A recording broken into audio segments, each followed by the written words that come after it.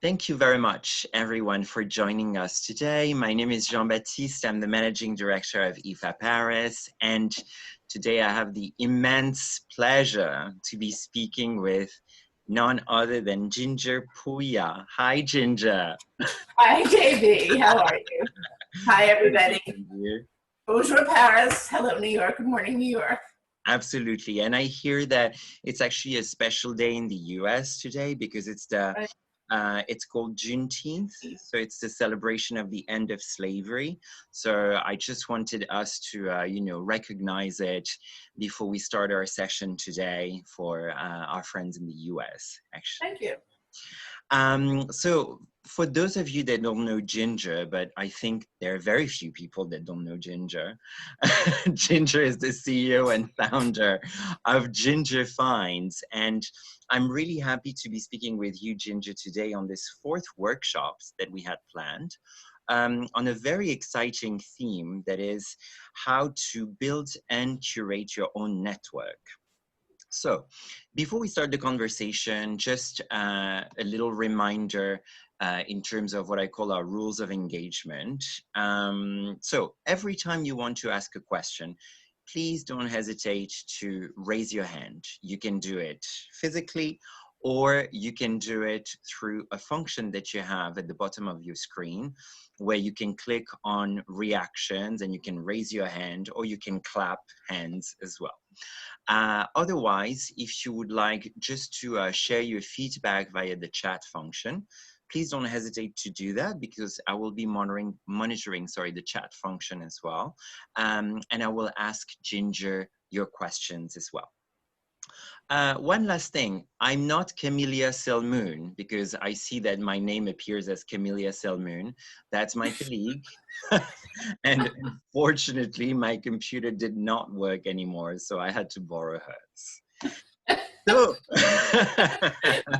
misunderstanding, right? Are we ready, Ginger? Shall we start? Sure. Okay, great. So I think we should structure the conversation around three components.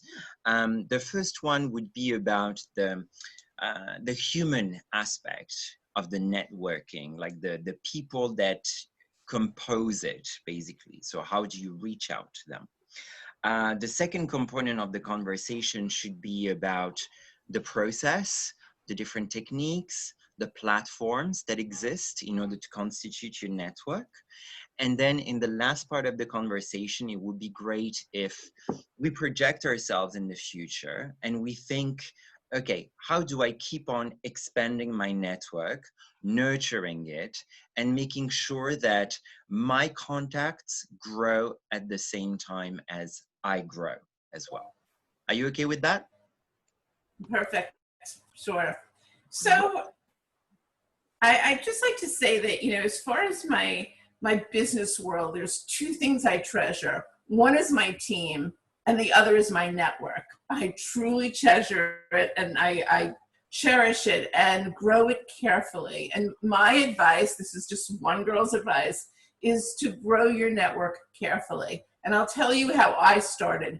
I left my branding business, my manufacturing business, and I opened up a recruiting firm, and I realized day one, who I knew was the Ron Johnsons of the world, the Doug McMillans, the CEO of Walmart, but that was my world. That was what made my manufacturing business, and I really hadn't networked. I spent all my time working, and networking wasn't a part of my life at that point. And of course, you open up a talent business and it becomes your life immediately.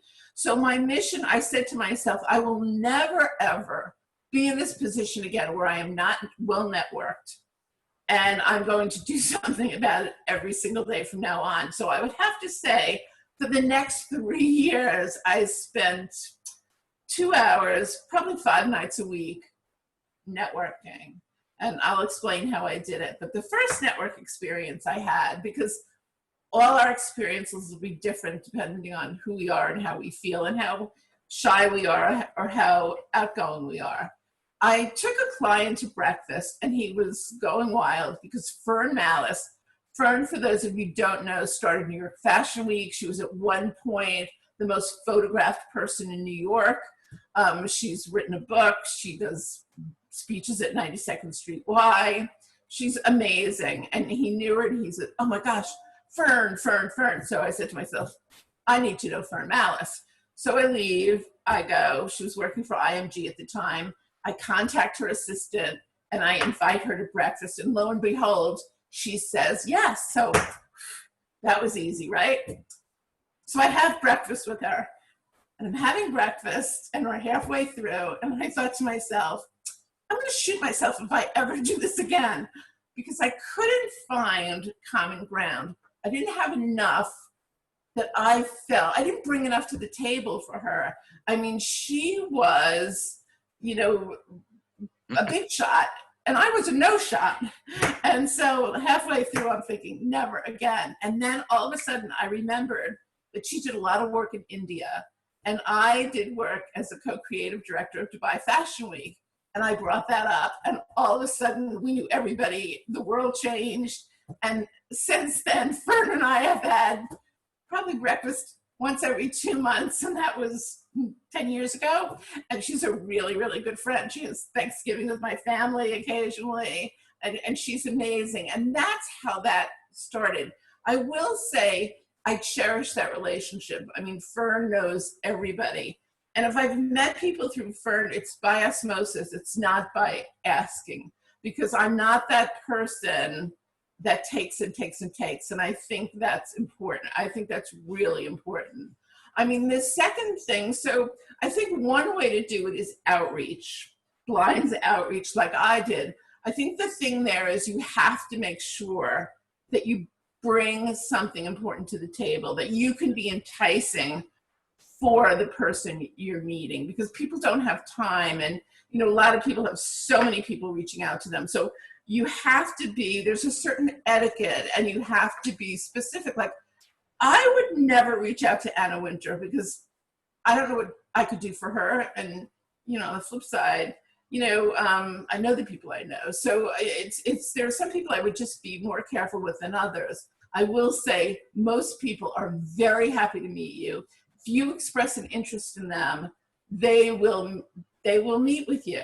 So that was one way of doing it. The next thing I did, I thought, well, I'm going to try this a different way now, is I reached out to the president of a company that I had known from a past life.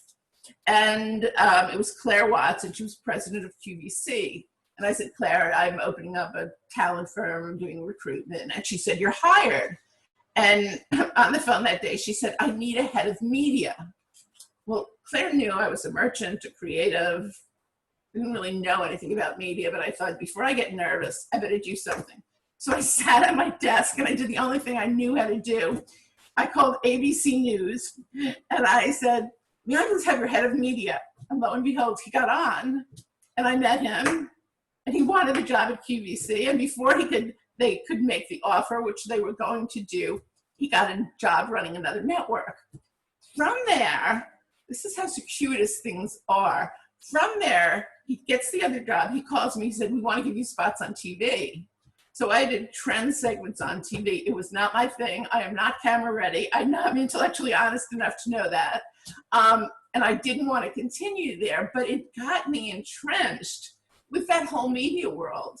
You know, I know them, I understand them. So that was another avenue. And the third avenue, I hate to plug them because they're so expensive, but really saved my life, was LinkedIn. Mm-hmm. I went on LinkedIn, and 2 hours every night, it felt like forever. I studied people, and I thought, who can I be of help to? And in turn, you know, where would it help me? And I connected with people, and I looked at their connections, and I studied their connections. And I would have to say almost everybody accepted my connection. Very rarely, now I do it much more, very rarely did I write anything. I just connected. They must have looked at my website or whatever, and they connected back. And that, for me, has been absolutely positively amazing, because you can go in there, and for the most part, I mean, I have a recruiter platform, so I get as many asks as I want. But it is, for those of you who are shy or can't do it in person, that is an incredible, incredible way to do it. And you can even see who I'm connected to and then say to me, Ginger, would you make an introduction? Like, I know Mary Beth Sheridan is on here, and she, you know, she would call me and say, do you make an introduction to this person? And I certainly will. And, you know, Sally Ross I spoke to yesterday, and she did the same thing. So, you know, people will do that for you. People are really, really happy to help. And I would say the next way to network, which is really fruitful, which is I am the worst at, is big gatherings. I go to a CEO, the WWD CEO Summit every year, and I am the worst. I have a really good friend there. She's an SVP at Walmart. She's intellectual and she's chic and she's humble. So she's a great person to be with. And every time I see her there, I make a beeline and I go, Pashmina, I'm here again, stay with me all night. And so I don't have to go up to people and say, hello, you know, I'm Ginger, here's my card. You know, it's just not me. And so I stay with her and I meet her dynamic group. But if you certainly have, I don't have a big personality, but if you have a big personality, work those rooms and go to those things. You know, the WWD Summit happens to be very expensive. And every year, I debate not going. And every year, the minute I get there, I thought, how could I not go? So I really encourage you to do that. So last WWD Summit, I went and I saw a woman there that works on my floor at Neuhaus with me. Neuhaus is a workspace in New York. And I see her a lot. We talk about having lunch and tea and whatever. And I ran into her and she said, Ginger, you need to call Albert. And I looked at her and I said, are you talking about Albert Elbaz? And she said, yeah. And I go, I don't know him. And then she sits down and she goes, well, you have a lunch date with him Friday in Paris. So, I mean, and then I was like, whoa. And so that was another way. But I would have to say, I worked with her for at least 4.5 years before I guess she felt comfortable saying to me, here, come in my network. And I'm still very, very respectful. I really don't ask. I wait. I'm very patient, as you can see, like 40 years. I wait till people come to me and say, you know, would you like to meet them? I mean, yesterday I was telling my husband who's here, Jeffrey Kalinsky linked in with me. I don't know how many of you know who he is. He started Jeffrey's in the meatpacking district. He's been a fashion guru at Nordstrom's, and he linked in with me, and we're having a conversation on Monday, and I was just, you know, absolutely thrilled. And then Julie Gilhart, who's another famous fashionista, emailed me last night, and she said, I ran into Jeffrey Kalinsky, told him he needed to know you, and he said he was already speaking to you. So the world becomes very, very small when you know these people. And the thing I would say is that you have to be careful that your network doesn't get too big, because you have to be able to give as much as you're going to get. So if somebody in your network has an ask of you, I would say give back 100 times over. I mean, go the extra mile, because there are so many people wanting things, and differentiate yourself by being the giver and really not the taker. And I guarantee it may not be as fast as you like, but it pays back. So that would be, that would be some of my advice. I would also say, when you're connecting, A players know A players. So try to connect with people that you really want to be in that sphere. For example, my business is luxury. Okay, if somebody reaches out to me that's not in luxury, I'm old enough now that I can comfortably say this. I say to them, I'm not the best person for you, because this is not where I spend my day, but I have a list of other recruiters. talk to these people. So I'm quick to say, I don't want to disappoint and I don't want to turn people off, and I answer everybody that reaches out. But I will say, you know, I am not the best for you. So curate your network carefully. On LinkedIn, I probably should be embarrassed, but I'm not. But I have 30,000 connections. Ooh. And it's a lot. I mean, I have to say it's a lot to manage. And some techniques, and JB, you can stop me when I go on too long. But one thing I do is before every holiday, like before Memorial Day weekend, before 4th of July, before Thanksgiving, I spend that night before sending a message to every single person on my network. I mean, I know them, and I'll just say, you know, like, happy Thanksgiving, this is what we're doing this year, wishing you a good holiday season, or whatever, so that everyone in that network hears from me. So it got to a point, I don't know, 4 years ago, where I needed to kind of change out my network because I needed more contacts than 30,000. So I interviewed a woman who was just let go from Chanel. She was single. It was December 1st, and it was heartbreaking for me to think that she's going to be in New York alone, December, no work. So I said to her, well, I have a project. And she said, fine. And she sat next to me for a month, and her job was to go through from my LinkedIn contacts. And it's like your closet. If you haven't worn it in a year, get rid of it. So I said, go through, and anybody I haven't connected with in a year, remove them. And then I'm going to go through and I said, remove 10,000, get 10,000 more. Well, at the end of the month, and she did it very diligently, at the end of the month, and I can't say which company, she came in to me and she said, Ginger, I have really good news. I said, what is it? She said, I just became head of fashion for this major company in London. And I looked at her, I thought, what? You spent the month before getting rid of my, you know, the LinkedIn connections that were no longer viable. I was no longer meaningful to those people. And there she went, very successful. She's still there today. But there is so many ways to connect. There's so many ways to connect with people. I mean, and as I do it in a very bizarre way, it's like my husband picked me up off the train a few years ago, and I never get off a train without bringing somebody with me.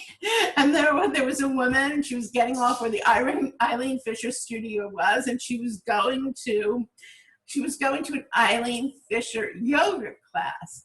And I said to her, well, you know, the studio is like about half a mile away. Why don't we give you a ride? So she got in, she was very elderly, and she got in the car, my husband thinking, who'd she pick up now? And ironically, the woman said to us, well, what are you two doing today? And we said we were going to Storm King, which is an architectural ground in New York City. And she goes, I'm a member. Take my pass. It's free. Oh, wow. So it's just such a small, it really is such a small world. And I would say people are happy to know you. I mean, people want people, and people want happy people. And I also have to say, I never complain. I mean, don't do that to your connections. Embrace them, do what you can for them. Just don't have too many. I mean, when I have to do a project and have to single out people, and I go into LinkedIn, I always want to see if there's people I'm forgetting.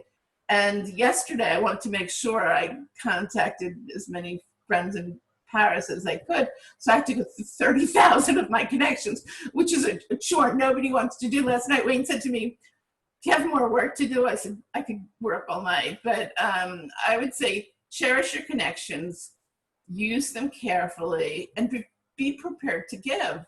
Okay. And there's so much to get back. What's your question, Jimmy? Yeah, I mean, if you don't mind, I would love to unpack that first section with you, because we already have a couple of questions for you. Sure. We have a question from Beauty Streams. So she is asking us, how did Ginger succeed in getting that first meeting with Fern in the first place? So this is what I did. I mean, I knew no contacts of hers. I called IMG, where I knew she worked, and I knew that because I read women's wear. And I called up and I said, may I please have Fern as his assistant? And it was a guy, and he got on, and I said, this is who I am. I've been in the industry. I've been at the high level of retail, manufacturing. I'm opening up a talent firm, and I would really like to know who Fern is. Do you think she would have breakfast with me if I made it convenient for her and at the time she wanted? And he said, I don't see why not. And he called back, and I got it. And it was like, go figure, it's really that easy. I think that's the easier part. That the harder part is to make sure that you're relevant to that person. I mean, and that, you know, you're not we're all so busy, and it's particularly today, we're all so busy trying to get back in the swing of things. So just make sure that there's a relevancy, but people will definitely meet with you. Just ask, and again, it depends on the person. I mean, Fern's there's not that outgoing. I find her somewhat shy, but she was willing to do it. And, you know, we talk every week, and now Fern's friends are my friends. I don't know if anybody knows Jeffrey Banks. He's a fairly well-known male designer, and I was talking to him last night, and he was talking about Stan Herman, who, if anybody's been to the TWA Hotel in New York, he designed the uniforms for TWA originally, and then he designed JetBlue uniforms. And he's 91 now. And, you know, we were talking about Stan Herman, who I've never met, but I've seen with Fern and seen with Jeffrey. So it's a very circuitous world. And if you are generous, people talk about it. Like, there are people on this call, like Mary Beth Sheridan and Sally Ross, that I met very circuitously, that will always be in my repertoire now. You know, there's nobody I'm not going to introduce Mary Beth to, or Sally. Sally's from Bergdorf. She's probably the world's best shoe person. And I just had a conversation with her yesterday. I think we spoke, it felt like for 45 minutes, and it was just supposed to be a hello introduction. But she was so fascinating, and she wanted help from me, but she brought so much to the table. So I think people are willing to help you. And if you want introductions, people will do that if they can. I mean, you can't, like, particularly in my business, people always say, well, you introduced me to LVMH because I do a lot of work for them. I can't always do that because it's my reputation as well. And it's not that it would be a bad introduction. That they have their own work to do, and I can't bother them. So I'm really, really respectful of when I do that. So what I try to do in this case, I try to have a casual lunch once a month. And at the lunch, I bring a folder of resumes and I go through 1, 2, 3. So it's not boring. And I would say to you, that's another way of networking. I recently joined French Founders. I'm not a French CEO. I am French, 5%. And it was a group I really wanted to get into. And I'm using that as tremendous networking. But there's Chamber of things I never would have thought of, but through my clients or whatever, there's Chamber of Commerce's, there's so many things. There's clubs like Chief. I think I wrote a couple of others down here that you can join. Alliance Francaise, your alma mater. I mean, there's so many connections that you can make that you probably already have that you haven't thought of. And I would say, you know, join those groups or ask your friends, like, what groups are you in? How do you network? The other thing is volunteer for causes. I mean, Jeffrey Banks called me last night for donation. And I said, Jeffrey, this will be the 4th donation. And, you know, the talent business during COVID dries up. You know, I had 5 CEO searches on March 5th, March 15th, they were all on hold. So I said, well, as soon as I get money, I will make a donation to the cause. But in the meantime, I will volunteer with those students. They work at Pratt.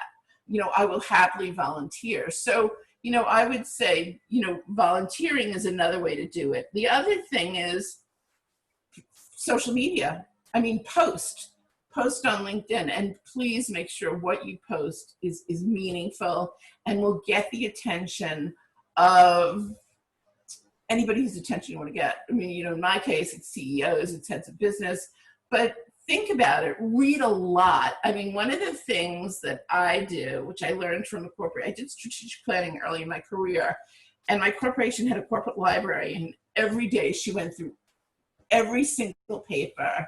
And we get the French papers and we get the British Drapers, things like that. And I have somebody, I mean, I do it early in the morning, but then I have somebody going through, Julia, goes through all the media every day to see if I missed anything. And, you know, if there's something really wonderful, I'll highlight it, I'll put it on LinkedIn.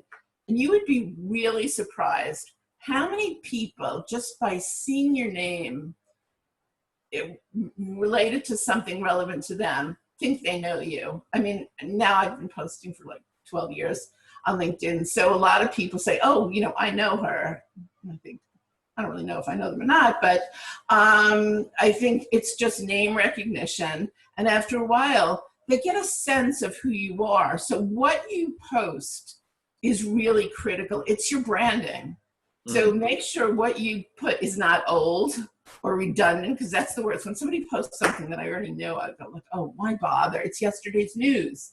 I mean, you want to post something that's up and coming and that really gets attention. And I'm telling you, people will know you. They'll know your name, and you won't be so foreign when you reach out either. So I would say, and Instagram, you know, keep it compelling, and less is more. But I would say use Instagram, use LinkedIn, use Facebook. And the other thing I would say is, like after this meeting, I'm having a call with Women's Wear Daily. A friend of mine said, listen, they want to interview you. And they wanted to interview me last week because the CEO of Patagonia was leaving, and they wanted to speak to me about who I thought the replacement should be. But today they're talking to me about somebody else. That's an incredible opportunity. If you can get somebody in the media to get a story on you. I mean, and none of us think we're necessarily story worthy, but there's always something there. I mean, you can think about it. You know, I know Janie last week covered LinkedIn. Make sure you keep your LinkedIn profile updated, your picture updated, and your picture with a smile, because people will go to your LinkedIn. If you post, people will go to your LinkedIn to look at you and read about you. So it's really, you know, I'll reinforce exactly what Janie talked about. It's really important to stay updated with that. The other thing is, wherever you go, carry a business card. Now, I know business cards are dated. You know, I know it's very 1990, but it is a way, if you're not going to stop somebody and say, well, can I take your information? It is a way of giving out your name and number. Because I was at an event at Paris Fashion Week, and I was with Darcy Pennock, the CEO or president of Bergdorf's, and she gave me her card, which I cherish, and I proceeded to lose it. And I thought, oh my gosh, I have to find that card. But I would say, and I didn't have my card.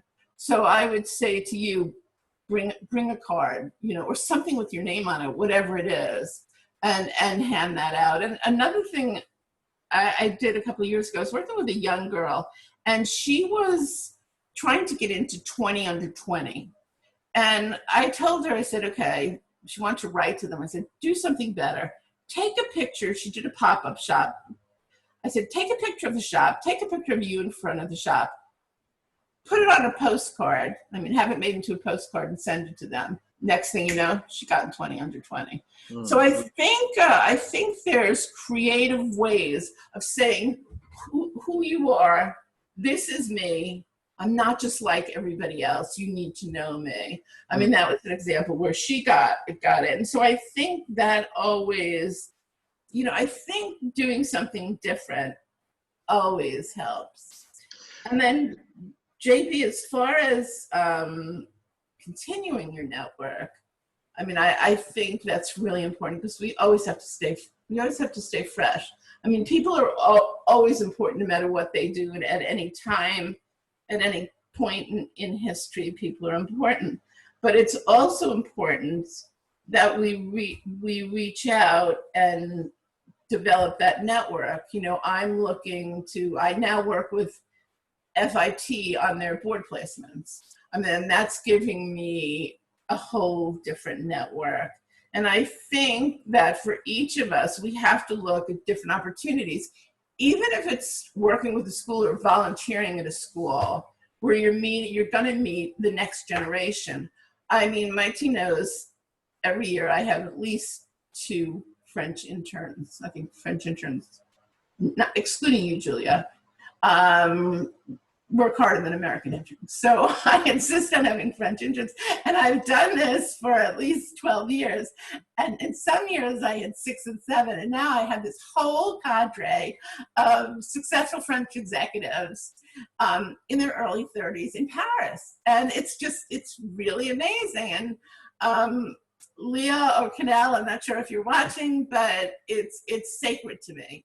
And I think that that's another way of doing things. And if you don't own your own business, I mean, just, volunteer to do something so that you get out of your own group and you get away from your own skin. I mean, you have to reach out, and you really have to embrace people that are necessarily not linear in your network. Right. And you know what I really like, Ginger, about what you're saying is that you're almost talking about your network as you would be talking about your family. There's a lot of generosity that transpires, and a lot of, there's the will to give and to share. And there was a question earlier on from Anna, actually, that was saying, how can you figure out what to give if you're barely getting started in your career? In other words, like when you're really junior, what can you give? No, I appreciate that question, because everybody starts out somewhere. And the one thing I would say to you, who's that? What's her name? Anna. Anna? Mm-hmm. Anna, don't be shy, because the younger you are, I think people are more willing to help. And I think, explain that to somebody. Say, I'm young, I'm starting out, and I need help, and I'd like some suggestions, or I'd like to know you, or I need a mentor. Will you mentor me? I mean, sometimes people don't have the time, but I think just ask. Or if you want to contact me, after this webinar, we'll talk it through. I mean, there's a way to do it. I never did it. I was way too shy to do it. I didn't realize what I had to give. But, it might be even shadowing this person, whoever it is,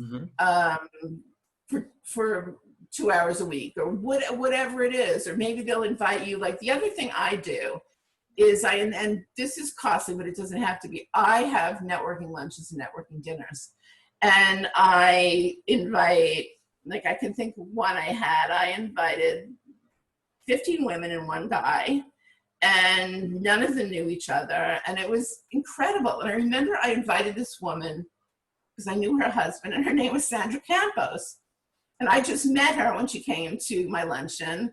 And, I spoke to her the other night. Again, she was the CEO of Diane von Furstenberg, and she's somebody I got to know really well. And there's a bond really from that network, from that networking lunch 10 years ago. So it doesn't have to be anything fancy. It could be a picnic. It could be a drink after work. It could be something simple, but get a group of people together. It could even be at your house.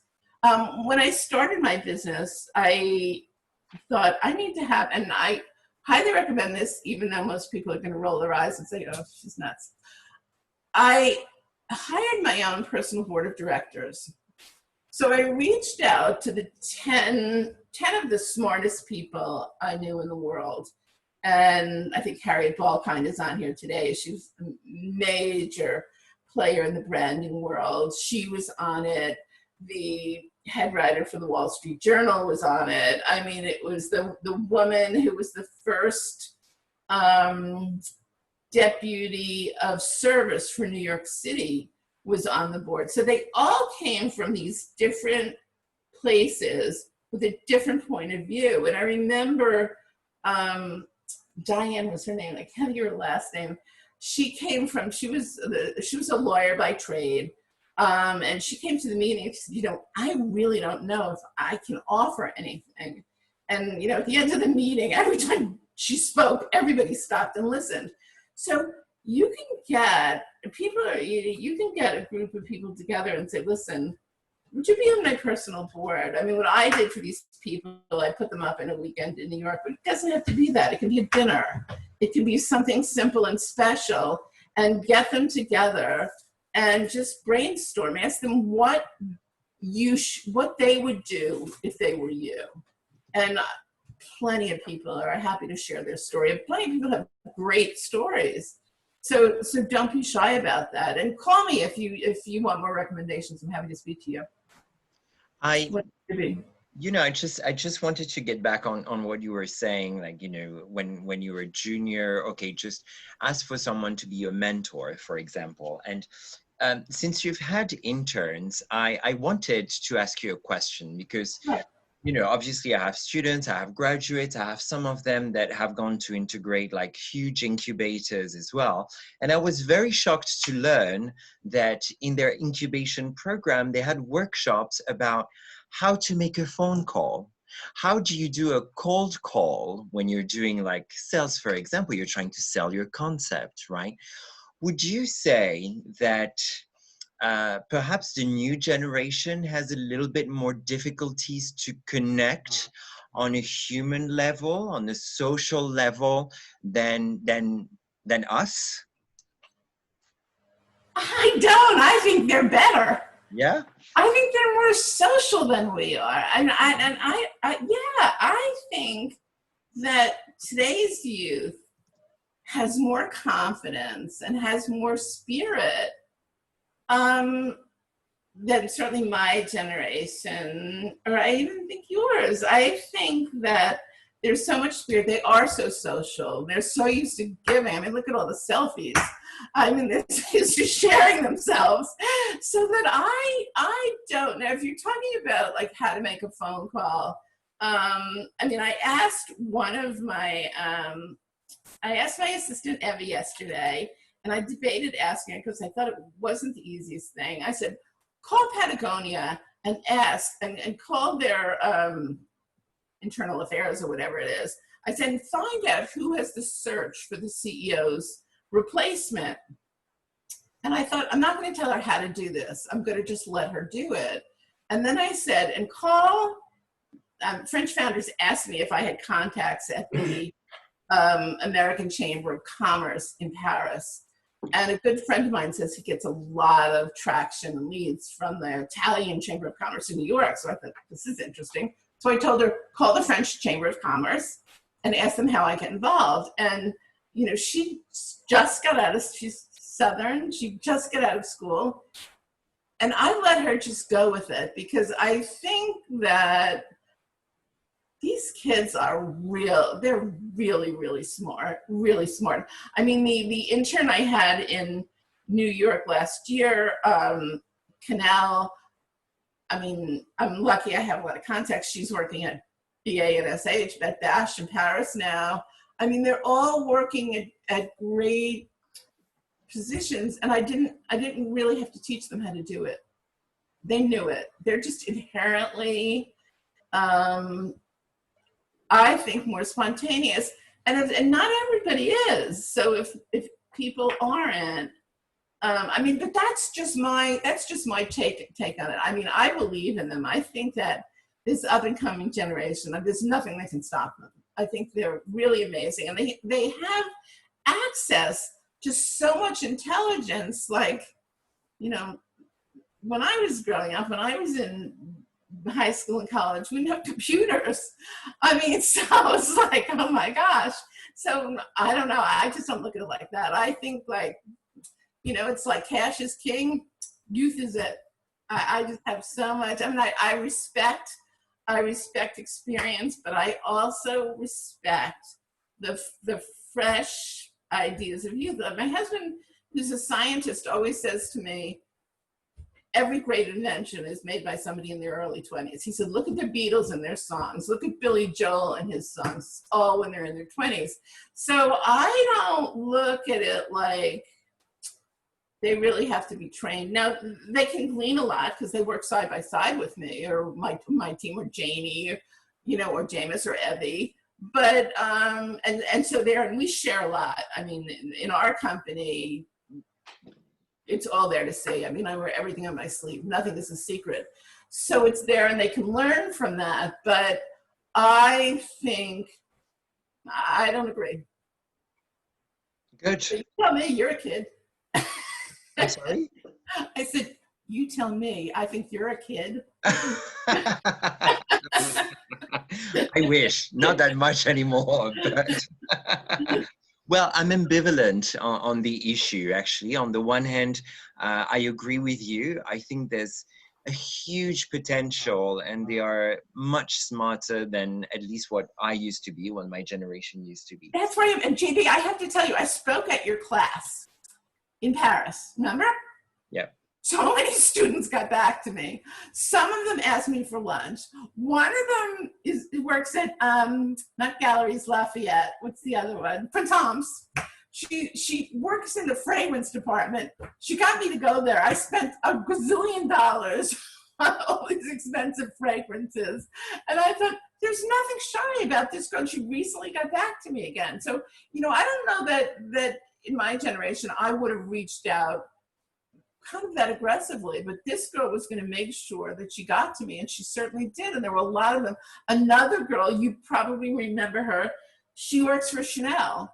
Mm-hmm. She reached out to me the other day. So I think I disagree. I think they're smart. They know the future. I'm not saying that they're not smart. I know. That I'm ambivalent about it. So yeah, on the one hand, I agree with you, but then on the other hand, I just sometimes feel that, there is a need for them to push themselves even more to just start social interaction. But it's totally fine, actually. I would encourage them.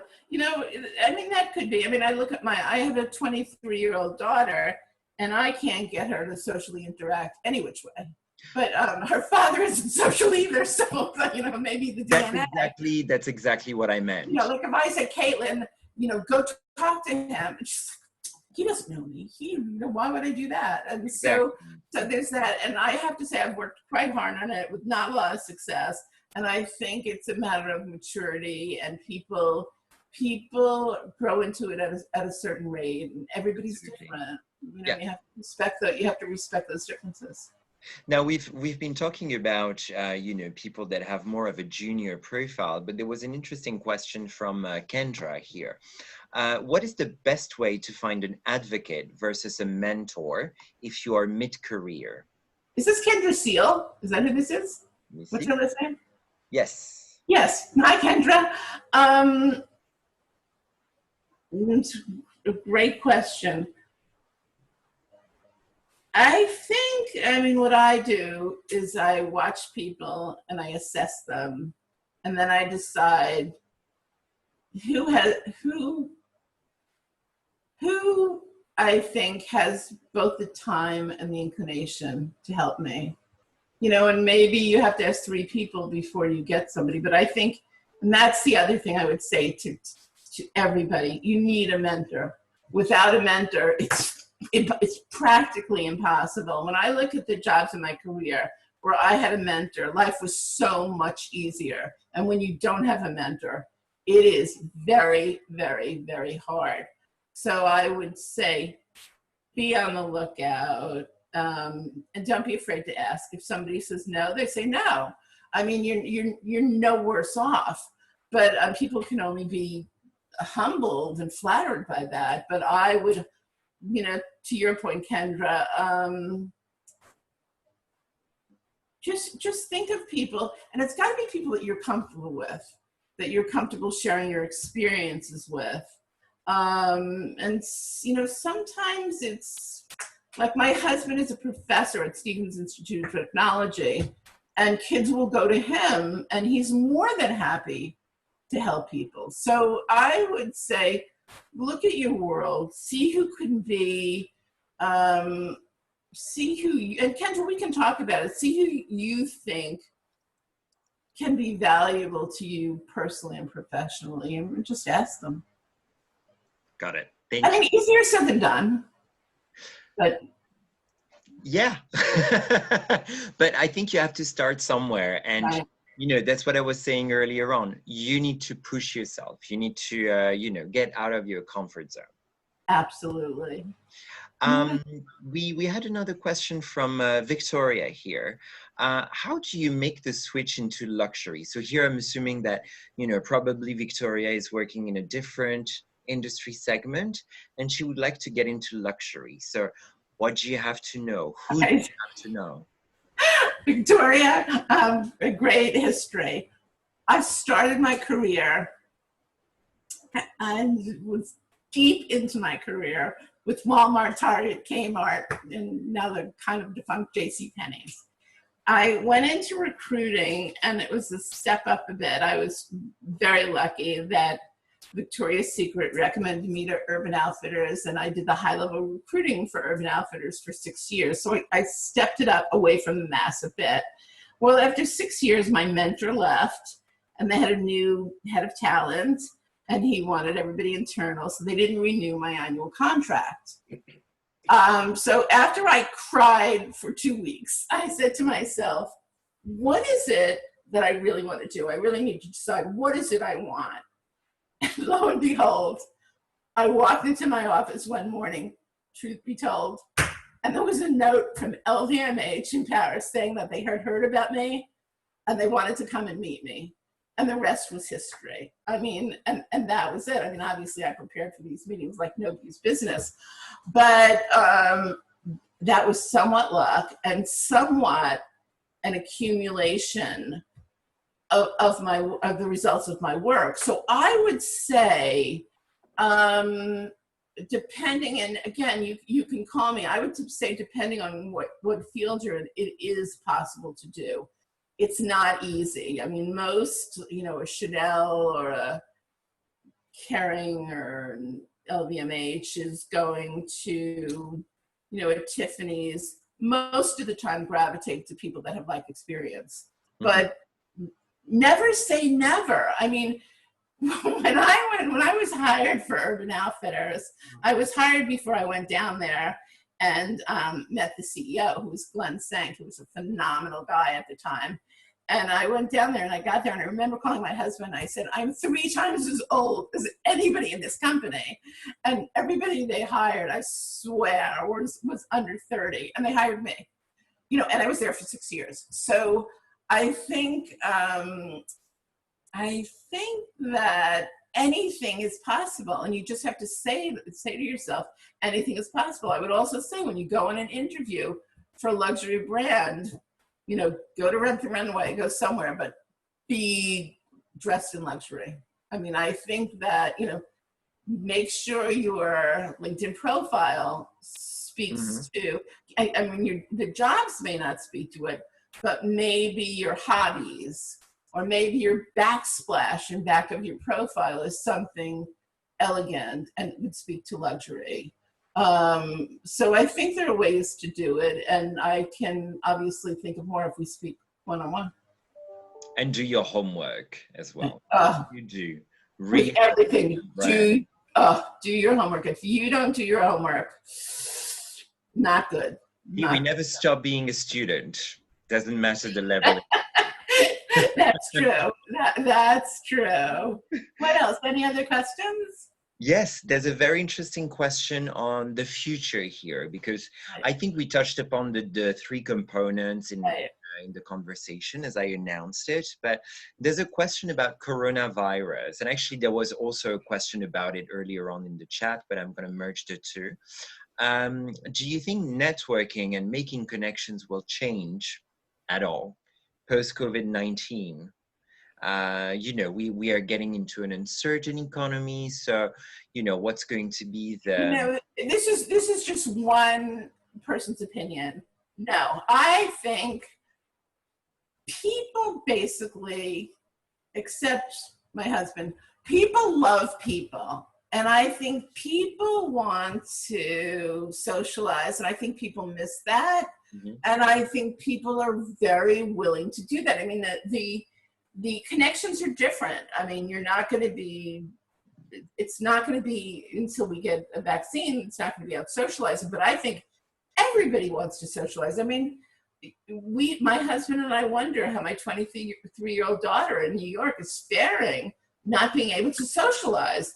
I think people want to socialize, and I think that COVID, if anything, will not change that.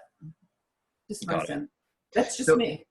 Perhaps do you think it's going to change the context in which they socialize? Like, yes. no grand events, and it could be perhaps a private dinner instead. I do, and I think that's really unfortunate. I mean, I really think that's unfortunate because, you know, I know there are certain things I look forward to going to, like there's a sustainability conference in Copenhagen every year I look forward to going to, and I'm not going to this year, and obviously because they're not having it. And fashion weeks. I mean, fashion weeks are the highlight of anything in the fashion world. And not going to them, not being there when the crowd is there, not being able to network there is a tremendous loss. So yeah, it's the way we do this is going to change. It's going to be smaller, you know, more things online, but it's going to morph because most of us really like people and really need, like I know for me, and it wasn't until recently when I hired a president that I have somebody that I can, you know, besides my husband and my board, that I can go to and say, look, what do you think about this? I mean, two heads are better than one. So I think everybody needs a crowd. Everybody needs your group. You need a posse. You definitely need it, and keep it, and should expanding it, and it should keep morphing. There's no question. Perfect. I have one question from Justin here. Ginger, if you had one recommendation when applying for a job, whether with respect to resume or cover letter or outreach in general, what would that be? Like your main one recommendation? Okay, so this is strictly my bias. I like a one-page resume. I like your picture on it because it says it all. And you don't have to say, I mean, I used to tell my staff this when selling, don't say ba if you can say ba. Don't say competent, gets along with people. I mean, that assumes that you're competent, assumes you get along with people. I would say short and sweet, identify very objective and tangible results, and then put your interesting hobbies, let your personality come across. Maybe put some color on the resume, but I would say keep it short and sweet. I'm not a big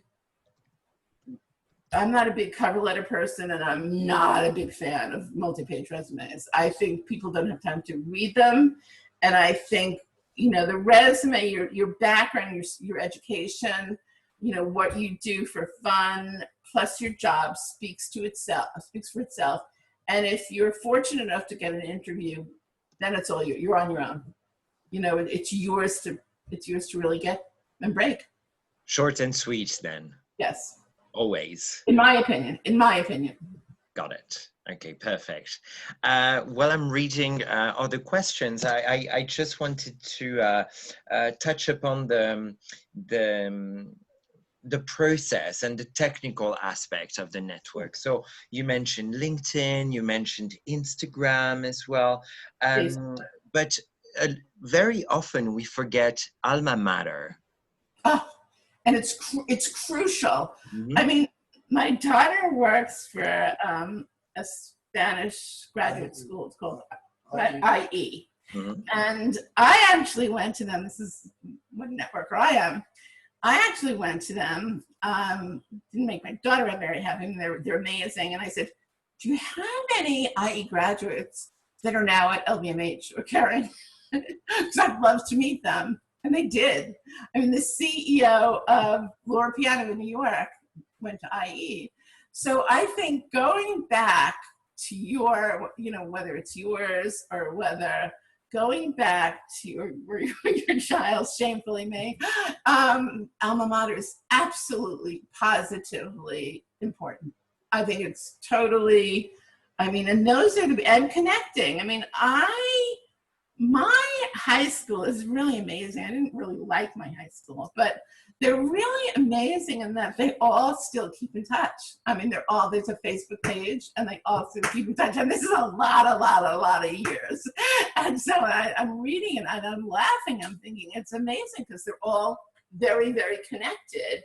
And I think that's another piece of the puzzle that that can be useful to you. Got it. A lot of people are asking questions about the future, actually, because I think, we are in a situation where, we don't necessarily know where we're going. So, but it could be a good thing. It can turn out into an opportunity. And are people asking that in terms of whether they'll get a job or not? Well, this question is not necessarily about this, actually. It's, right now in the meantime, and this question is asked by Kenny, as companies are on pause, do you have any insight on, whether offering consulting in a momentary capacity is a way to be introduced to target companies until something permanent comes up? You know what? I would say to you, that makes sense. And when we're supposedly in a gig economy and everything I read says yes, it will go to heavily, what do you call it? Freelancing and consulting.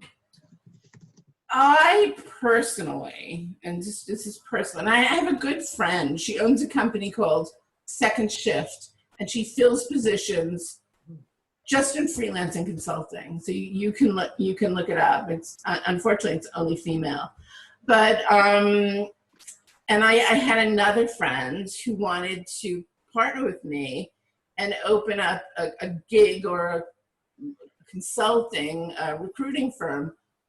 It's not where my heart is at. When I place somebody in a job, I want them to be there about 3 years or 5 years and get a lot out of it. The one problem with consulting is that you're there and then you have to look for something else because you don't know when it's going to end.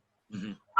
So I'm not, yes, I think it's going to be there. I think that's the way to do. You can ask. I mean, I just had a very impressive candidate go back to a company and do the really smart thing and say she would work for free, and they still didn't bite. So, which is horrific. It says something about the company. But unless people don't want to feel terribly obligated, or maybe there's some legal ramifications with having people working free, which could be also. Mm-hmm. But I think that, yeah, that is a way to do it. My advice to my candidates is always, let's really work hard at finding the perfect thing. And unless you really want freelance or consulting, let's try to get it long term. Got it. So, I mean, you need to have patience to find the right position, I suppose. But how about using this time to reinvent yourself professionally as well? I mean, without question, take courses. I mean, it's, the best people are lifelong learners. Take courses, learn something different. It can't hurt in any way. It absolutely can't hurt. I think also that my feeling is that everybody gets a job. There's a job for everybody. It's just a matter of waiting for the right timing. And if you're out of work and you need a job, that right time can't come soon enough. There's no question about it. But I think that the other thing I would say, and this is not a pitch for my work, find the recruiter that best suits you. Because if you have somebody you're working with who's really, really passionate about you, and I can tell you as a recruiter, you can't have 40 people you're passionate about. You can have 10 that you can really work on. And there's plenty of recruiters out there. Find that recruiter that you can really work with, that understands you, and that will go on the line for you. Now, the one unfortunate thing in my experience is that the recruiters that handle, and this is a blanket statement, which probably is not fair, I don't know that most of the recruiters, let me put it this way, most of the recruiters I know handle high level. I don't know that many recruiters that handle entry level. So I can't tell you good ones. And I just don't know anybody, but I would say if you can do your homework and try to find somebody who really, really gives a damn, and will fight on your behalf, you two heads are better than one. You're ahead of the game.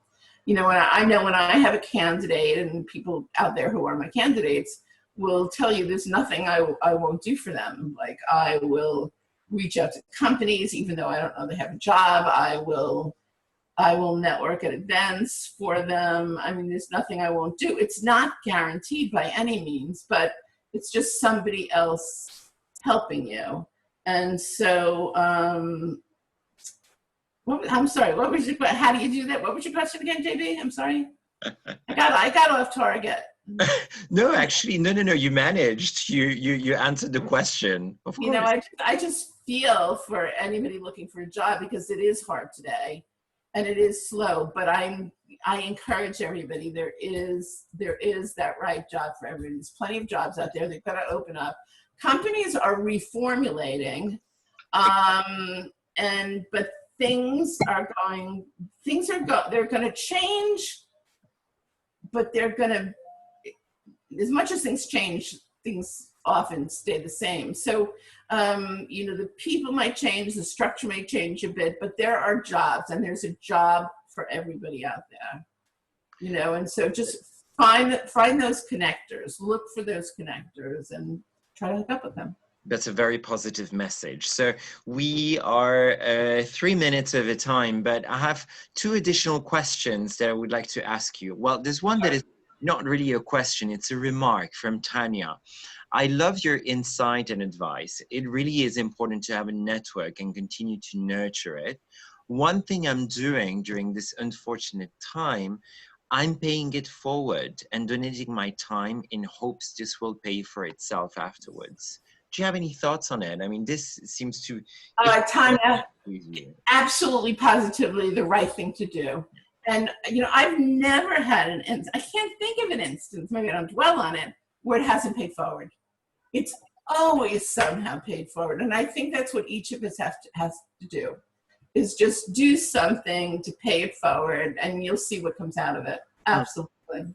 It's interesting because it circles back to what was mentioned during the very first workshop by Wayne and Janie about the kindness economy and the fact. And also yesterday, I know you interviewed Dr. Courtney Hammond, and he talked about sharing also. That's right. And I think it's sharing ourselves. And I would have to say that's with creating your network also. Share, give. You know, say to somebody, let one of your first words be, what can I do for you? Yeah, that's right. That's right. There's one last question, and this one is very technical, from Alicia. Alicia seems to be like very organized and structured. I like it. So what about keeping track of your networking activities? How do you recommend I keep track of it? Do you have any specific rhythm or cadence of touch point with different people? How do you determine it? Do you keep notes on the meeting? Oh, I like you. Okay. I do keep notes. I mean, I keep notes on what kind of restaurants people like, what I wore when I met them last, their family, their situation, they have a dog. I mean, I do keep notes, and I do it. And I also, as I said at the beginning, the cadence of contacting them is, I do it on the night before a holiday. So I make sure I get to everybody. So you know that 6 times a year you are going to hear from me. And that's a lot. You know, it's not invasive, but I do that. But I do keep notes, because you never want to be somebody and not be on the pulse of what's happening in their life. I mean, you really want to stay current. And the other thing that I do, which I didn't really talk about, if I see an article that relates to something, I will pull it out and send it to 5 people that I think that article is really meaningful for. You know, I definitely do that. Or I just had several friends this year have written books or photographed books, and I did this with somebody very high up at LVMH. I bought a book, and it was a book on the Chelsea Hotel, and my friend Colin Miller photographed. It was a very interesting book, and I bought 50 of them to support him. He was a really good friend. And I sent it to one of the high-level executives at LVMH, and he called me, and I saw him, and I just, it was just a little thing, but it was without calling, or, I hate to call and have nothing to say. But he got the book, and he loved it, and it was amazing. And you don't always have to do something like grand. It could be an article. It can be anything. But just make sure you stay in touch. And the other thing that I found, which is bizarre, I get the most traction with people on holidays and also on Sundays. Like if I post on social media on Sundays, people seem to have time off, and they look at, I get a lot of responses. So I think you have to look at timing, and you look at, you add, to your point, Alicia, you analyze it. You just analyze something about that person, so so you're on their tempo. Like there are some people I know don't call in the morning. Like last week, social media person, and Janie, my president, said she's not a morning person. So I wrote back like, well, what's her finest hour? But if that was a client, I would definitely make a note. Don't call her in the morning, or call her towards the end of the week. I'm a big believer in keeping notes. And that's how we do it. And that's the perfect way to round off the session. And thank you, everybody. Paris, New York. Of course. And, that's a great conclusion, because, it shows again that you really need to have genuine interest in other people. And you definitely have that, Ginger. So, thank you so much for your time. It was really inspiring. There were a lot of beautiful messages that you're going to be able to read afterwards on the replay, but from Kenny, from Ed, from Katie as well, from John. Everybody's thanking you for being so inspiring. I thank everybody for tuning in. It really means a lot. Thank you. Absolutely. It was great. I just wanted to let everybody know that we are going to contact them soon in order to give them the WeTransfer link to this to the video of this session. And I guess I just have to wish everybody a happy weekend, bon weekend, and merci beaucoup, Ginger. And I was au revoir, everybody. Thank you so much. Take care. Bye bye.